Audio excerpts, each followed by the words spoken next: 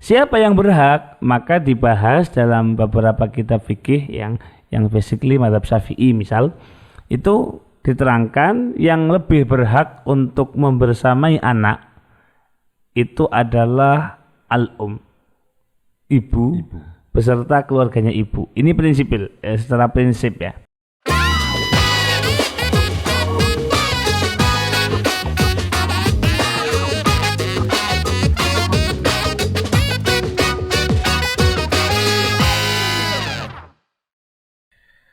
Masih ditanya Gus ya, tentunya barengan bersama saya Cubu Asli Purwokerto dan narasumber kita Gus Ajir Ubaidillah yang semakin hari semakin bijaksana. Bijak sini. Makanya saya ngaji sama beliau, luar biasa. Gimana kabarnya teman-teman semuanya di sana? Tentunya semoga dalam keadaan sehat walafiat, tak kurang suatu apa dan masih dikuatkan hati dengan penuh cinta. Pokoknya dari kemarin kita temanya cinta. Cinta. Iya, cinta. Dan hari ini pun ada yang bertanya. Oke. Gini Gus. Kayaknya menjiwai banget ya. Jero. Gimana?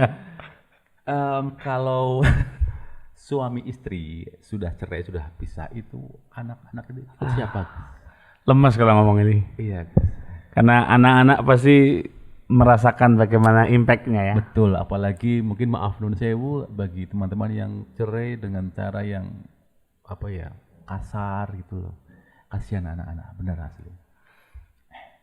Pertama begini, kita harus sadar Nabi Muhammad SAW bersabda, kullu mauludin yuladu alal fitrah wa innama abawahu yuhawwidanihi au yunasiranihi au yumajjisanihi au kama qala, bahwasanya kullu mauludin yuladu alal fitrah, setiap anak bayi yang lahir itu adalah yuladu alal fitrah, terlahir bersih.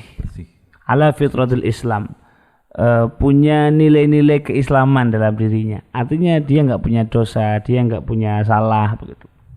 Wa innama abawahu, yang menentukan itu adalah kedua orang tuanya, yuhawwidanihi au yunasiranihi au yumajjisanihi, dia bakal jadi orang Nasrani, bakal jadi orang Yahudi, bakal jadi penyembah api, wataknya, karakternya begitu. Itu yang menentukan adalah orang tua.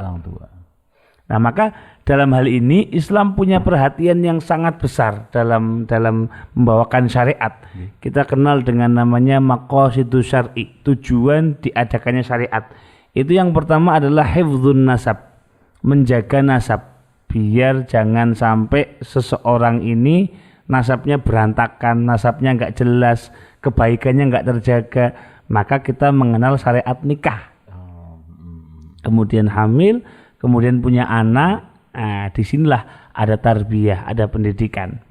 Nah, maka tujuan pernikahan ini sebetulnya adalah untuk menciptakan penerus-penerus, supaya perjuangan kebaikan seorang ayah, kebaikan seorang ibu ini nggak putus. Maka ketika kemudian harus pisah, naudzubillahi min dzalik. Sorry, saya menghayati banget Sampai kepentok. Kalau kemudian sampai pisah, ini Islam nggak lepas tangan gitu. Islam punya satu bab khusus dalam kitab-kitab fikih misalnya, namanya hadonah. Hadonah itu namanya hak asuh anak. Nah, siapa yang berhak, maka dibahas dalam beberapa kitab fikih yang basically mazhab Syafi'i misal, itu diterangkan yang lebih berhak untuk membersamai anak itu adalah ibu beserta keluarganya ibu. Ini prinsipil, secara prinsip ya. Kenapa? Apalagi kalau anaknya masih di bawah 2 tahun, kan harus mimi, harus ini gitu kan. Bagaimanapun perhatian ibu ini lebih sempurna, karena dia yang ngasih susu langsung, dia yang tahu bagaimana kalau sakit dan sebagainya. Ini secara umum.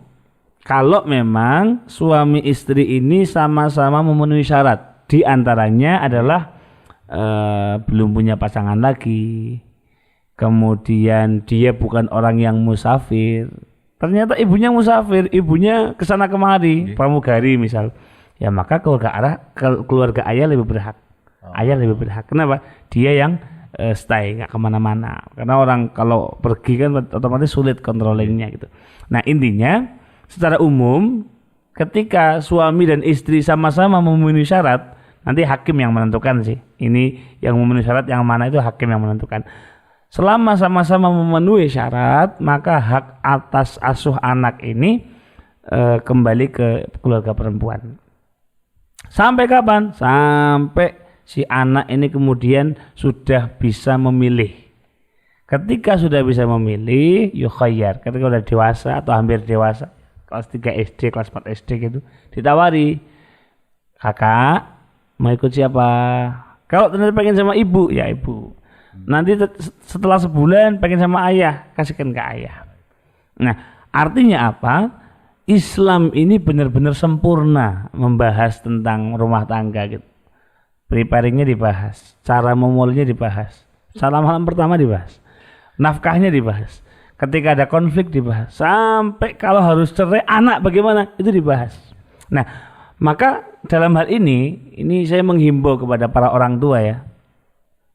Dengarkan baik-baik. Orang tua. Jangan sampai gara-gara keegoisan orang tua, anak kemudian menjadi korban. Korban selanjutnya itu Gus. Kalaupun begini, kalaupun Anda harus pisah, tolong jangan menghina, jangan menjatuhkan pasangan Anda atau mantan pasangan Anda di depan anak-anak. Setuju. Karena itu akan jadi doktrin yang luar biasa buruk untuk anak. Jangan sampai anak benci pada ayahnya sendiri gara-gara didoktrin ibunya. Jangan sampai sebaliknya. Anak benci sama ibunya gara-gara didoktrin sama ayahnya. Ini Anda sedang menjerumuskan anak Anda untuk jadi anak yang durhaka. Maka Nabi bersabda, rahimallahu walidan a'ana waladahu ala birri. Allah itu merahmati, Allah itu cinta sama orang tua yang mensupport, mendukung anak-anaknya untuk menjadi anak yang berbakti kepada kedua orang tuanya. Maka cakupan hadis ini adalah ketika naudzubillah harus berpisah, pastikan jangan menyebut mantan pasangan Anda di depan anak Anda kecuali dengan sebutan kebaikan. Supaya apa? Supaya anak Anda ini enggak jadi anak yang durhaka kepada orang tuanya. Ketika Anda mencaci maki, Anda menjatuhkan, Anda menyebutkan keburukan mantan pasangan Anda di depan anak Anda, sama dengan Anda lagi mendukung, Anda lagi mendoktrin, memprogram ini anak biar jadi durhaka. Dan nanti kalau durhaka, Anda kecepatan dosanya. Na'udzubillahi min dzalik. Maka ini penting ya, karena kita nggak mungkiri, apalagi setelah pandemi ini, angka perceraian begitu tinggi. Wah. Wah. Tes. Kok wah sih? Iya. Maka iyalah kita kembali berpikir lebih jernih. Jangan sampai anak-anak ini menjadi korban keegoisan orang tua. Maka selagi bisa pertahankan. Selagi bisa perbaiki. Kalaupun harus karam, kalaupun harus tenggelam, jangan sampai anak ikut menjadi korban. Seperti itu. Saya setuju sekali, Gus. Jadi jangan jadikan anak Anda membenci ibu sendiri atau ayah sendiri. Jangan didoktrin dengan keburukan-keburukan pokoknya. Karena anak adalah yang akan membantu kita nanti dalam doa-doa kita, doa anak kita. Masya Allah. Semoga bermanfaat. Amin. Saya kok jadi lemes ya Gus ya.